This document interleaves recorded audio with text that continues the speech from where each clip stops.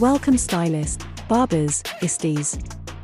You are now tuned into the I'm for Salons Content and Mindset podcast. A place where we break down the mindset and motivation it takes to grow your beauty business. Here's your host, 13-year marketer, world-traveling award-winning artist and musician, the brain behind the brand, Freddie D. Everybody, thank you once again for joining us on the I'm for Salons Content and Mindset podcast. So, look, I'm not a Kansas City Chiefs fan. Like, I've been seeing the Kansas City Chiefs everywhere, but our guest today is from Kansas City, so I'm going to show her some respect today. We have Jessica Ann joining us. Jessica, please introduce yourself and tell us a little bit about yourself. Hello, yes. And side note, I'm not a huge Chiefs fan, so it's okay. It's okay. Perfect. It's all right. They're all about Taylor Swift now anyway. Look, that's what I was about to say. I'm a Taylor fan, but look, Yeah. I never was a Chiefs fan, so I can't become a Chiefs fan today. Oh gosh, yeah. Okay, everyone. Hello. Thank you for having me. I appreciate this so much. So I am a registered nurse turned somatic healer, energy healer, business coach. I've been in the healthcare industry for the past 16 years since I was 15 years old. So it's actually been 17. I've been in the healthcare field for a long time, and I just knew there was something more to our healing and to our empowerment and to put our lives back in our hands. So I'm a rebel. I call myself like a healthcare rebel I kind of go against the grain with everything. That I think it's with everything, not just healthcare.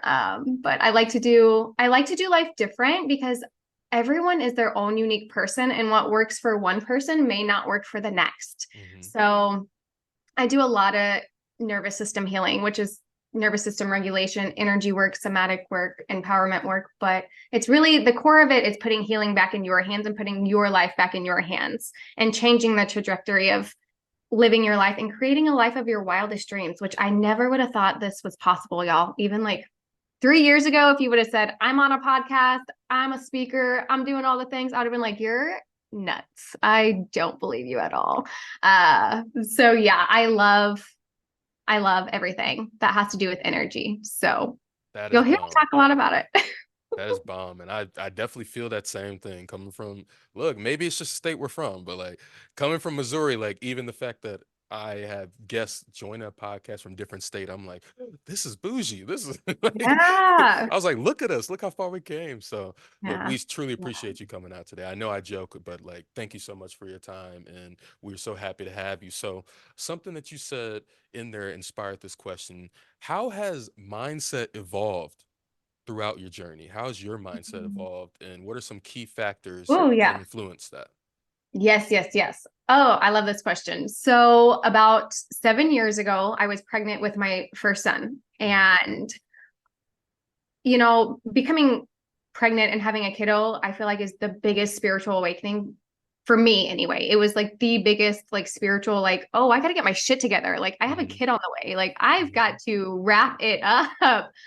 But I was so negative, and I seen Reiki one day from a fellow friend, and I was like, oh my gosh, what is she doing?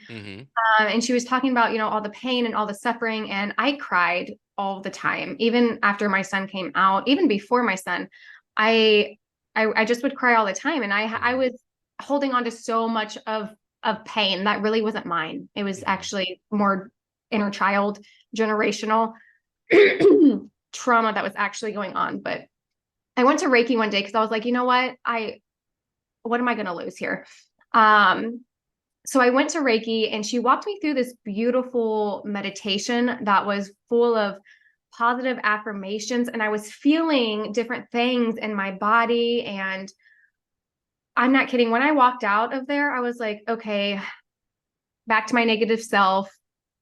And I kind of went on about my day, and I was like, well, I don't know that did much. Maybe it was just really relaxing, for an hour. But then a week later, I started to notice a huge mindset shift around just being more positive and being able to shift it.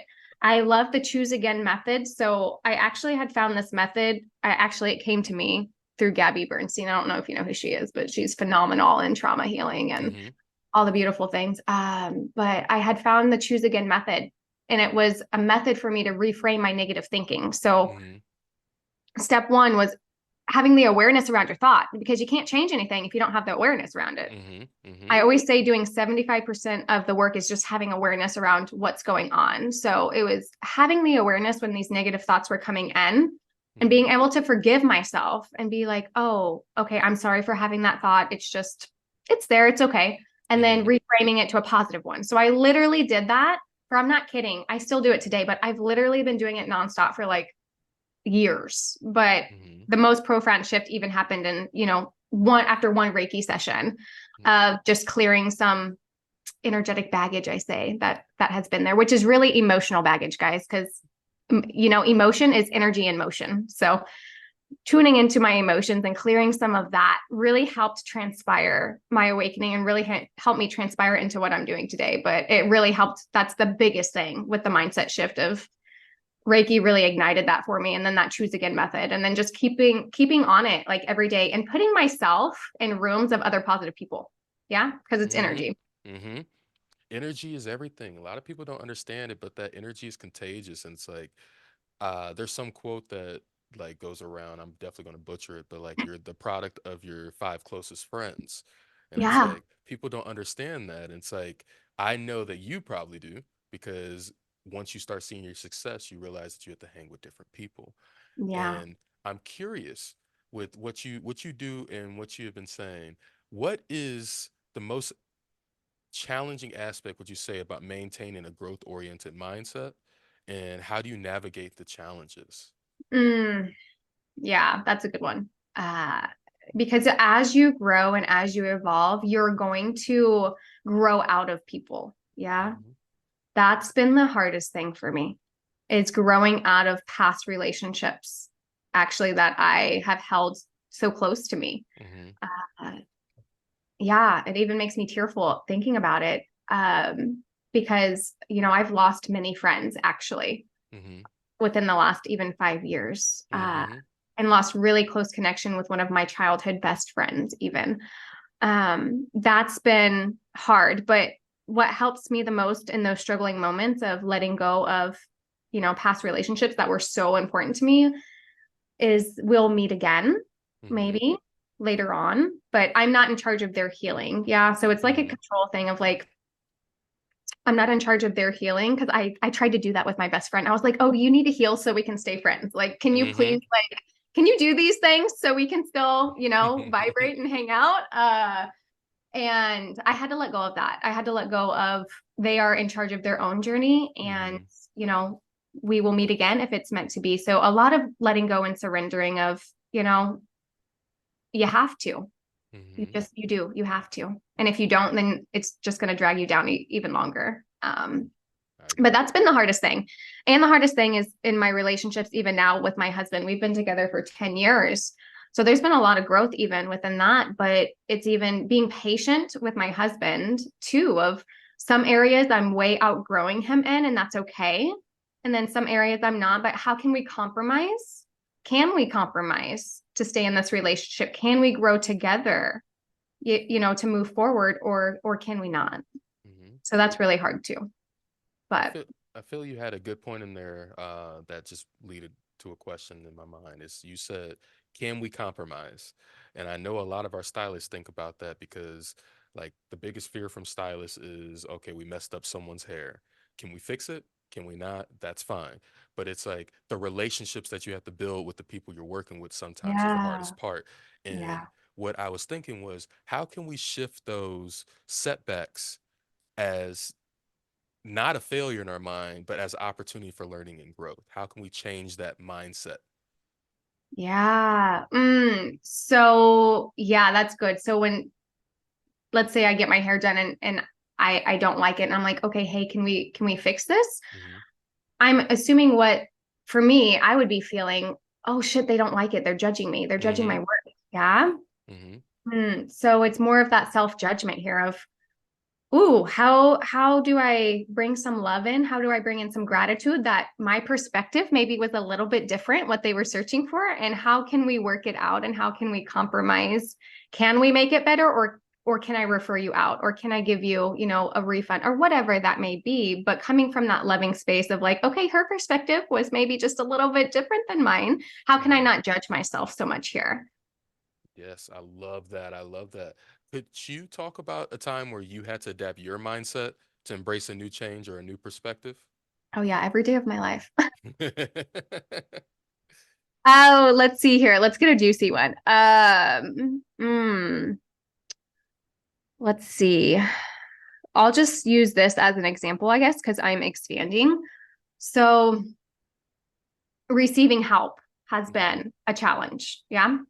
I'm sure you can relate because we want to like have control over all the things that we're doing. Yeah. To know the outcome. So that's actually been a pretty big challenge lately, is hiring on some more assistants, because I'm so intimate with my clients and with my people that are coming in and with everyone that I connect with. Like, that intimacy is so important to me, and that integrity.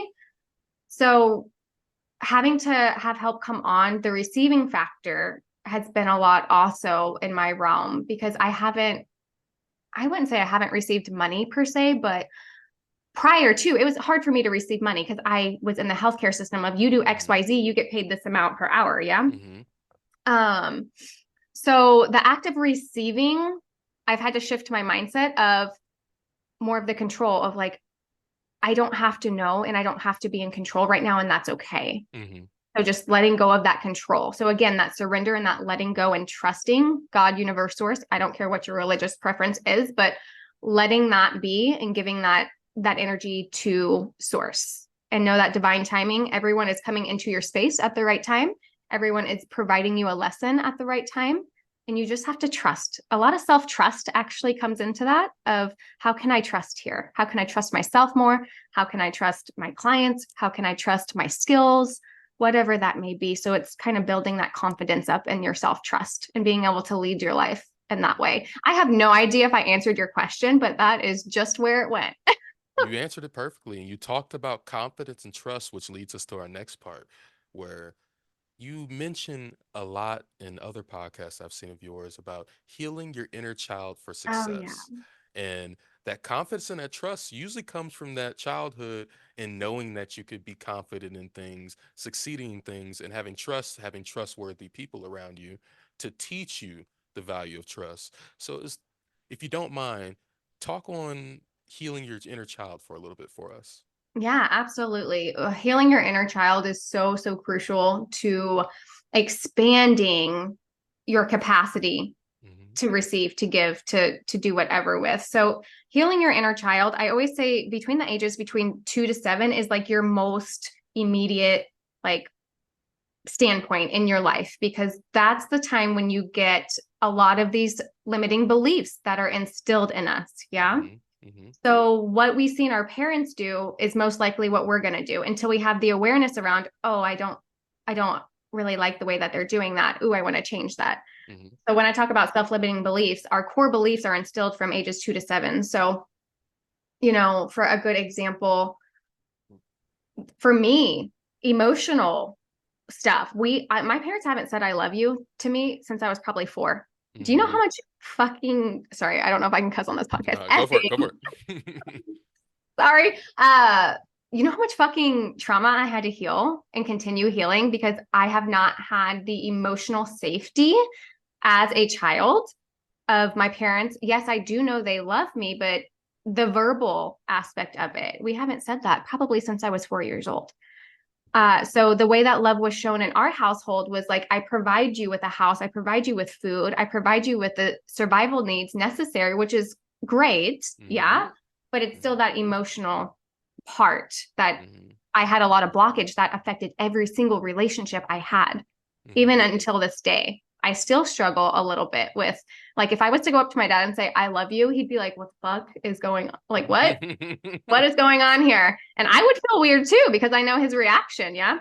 That's part of, an energetic blockage that's still there from a childhood trauma that could affect you all the way up until you decide to shift. Inner child trauma, it's huge.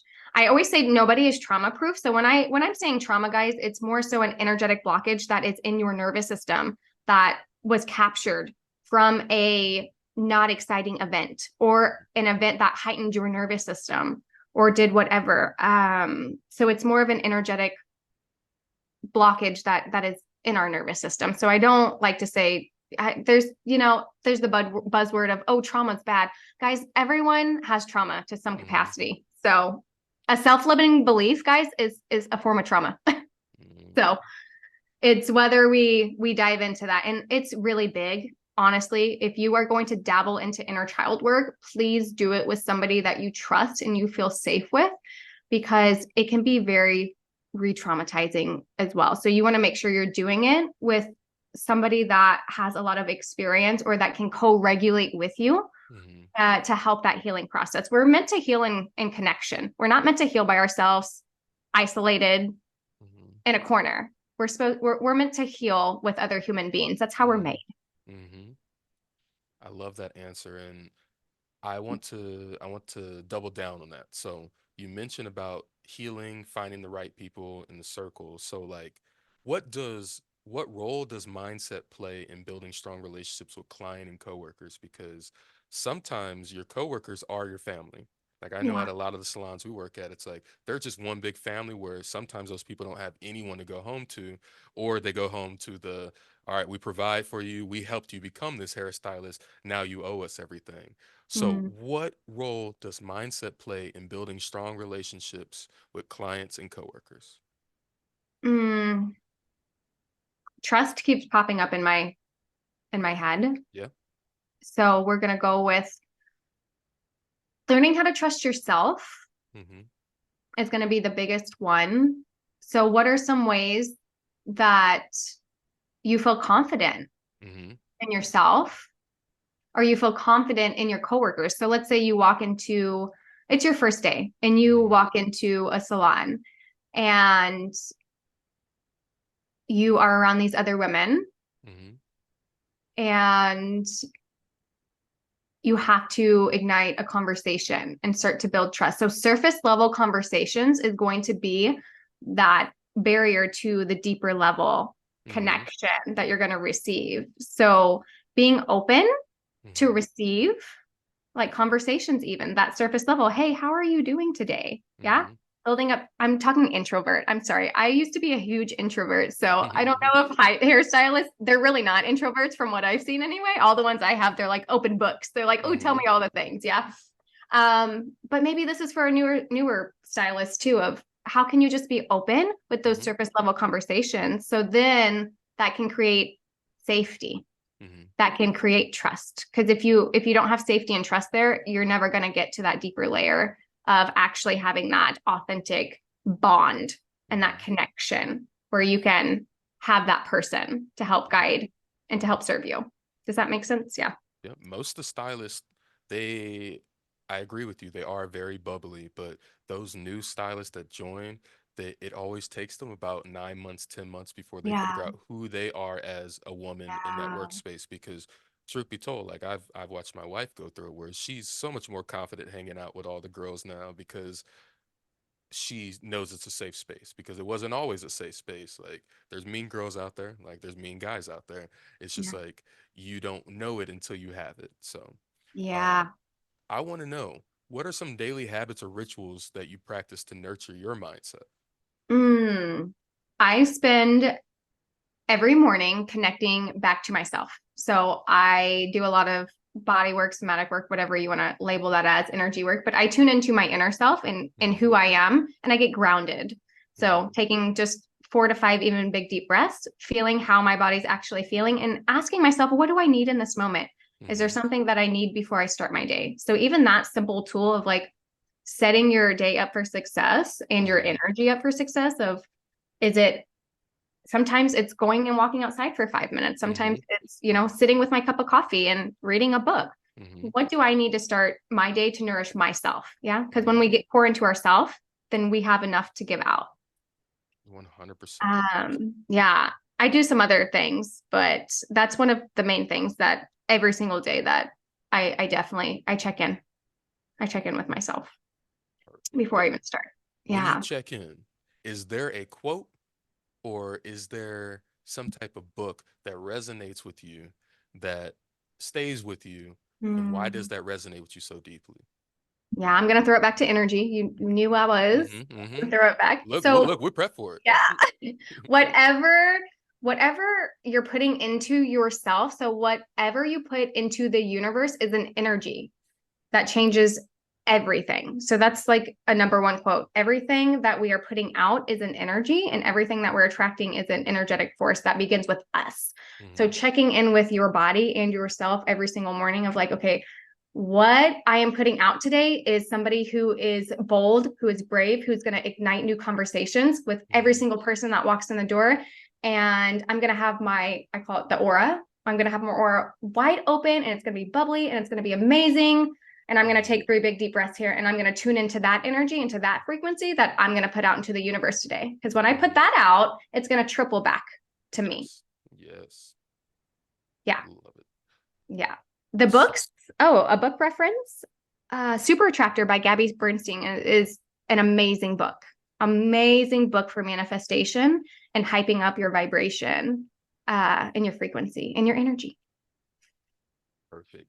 Could you tell us a little bit, or even a lot of bit, about what's next on your agenda? What services do you offer? Where can our listeners even connect with you if they want to grow with you? Yes. So I have my new Facebook group that I started. I mostly hang out in the Facebook realm, but it's called And We Rise. It's an energetic evolution for entrepreneurs. So I go in there and I talk a lot about energy, healing modality tools, somatic tools, empowerment tools. But I also have a somatic energy practitioner certification that's coming out in February that I'm beginning with. And this is a deep dive into who you are, going through nervous system regulation, going through somatic practices, going through learning energy work. I know a lot of hairstylists actually use energy healing in their practices here in Kansas City. It's really fun. So learning more about energy and manifestation and a whole slew of things. So I have that coming out also. So you'll find those in my Facebook group. Any updates anyway. And I do private mentorship too. I have 2 more spots for private mentorship, and that's high level mentorship within me in my space. So yeah. So as we round off this episode, what are some motivational things or something motivating as a takeaway that you want our stylists to marinate on? Yeah, knowing just your desires. So tapping into your desires and knowing that you are meant for more. That's why you're on this journey and this path that you're taking. And knowing that your desires are already done. And you get to work towards those every single day, but they're already done because you have that desire there. Wow. See, look, I was about to end it off, and now that just inspired me for one more. That just Yeah. So, like, I know you are no stranger to chasing your dreams and reaching your goals, because you chased down the nursing. Now you're chasing down something else. Now you're helping other people attain things. We have a lot of dream chasers in our community, and a lot of people that don't have that encouragement. And what would you recommend they do to make sure that they stay on top of their game while chasing it? Because it's easy to get discouraged along the way. Yeah. But as someone who's achieved multiple goals and pivoted, I think something coming from you would be helpful for them to hear. Yeah. Yeah. Tapping into the higher version of yourself. So that version of you in 3 years, or even a year, or even 6 months from now, getting clearer a little bit on what that version of you looks like. And what is that version of you doing every single day, even a little step to help you build and to get to that goal. But tapping into that energetic standpoint of how does she feel, or how does he feel in 3 years when he obtains this goal of maybe they want to own a salon and have a group of their own. Okay, let me tap into that energy. How does it feel for me to own my own salon and to have employees underneath me, and to me be financially free and successful and making my own schedule and XYZ? How does that feel? and bringing that energy in, picturing him every single day. And what is one thing I can do every single day to get to that future self? That's a bomb answer. Jessica, thank you so much Yeah. for giving us your energy and giving us your time today, because we needed something like that for our community. Where Yeah. what are your social media handles and where can we find you at? Yeah. So mainly on Facebook, I hang out, Jessica Ann. And like I said, my Facebook group, I'll give you the links to, but it's Ann We Rise. Or on Instagram, it's Jessica Ann _co. So you can come hang out with me on there as well. All right, perfect. Thank you so much. Hope you have a beautiful day today. Yes. Thank you so much.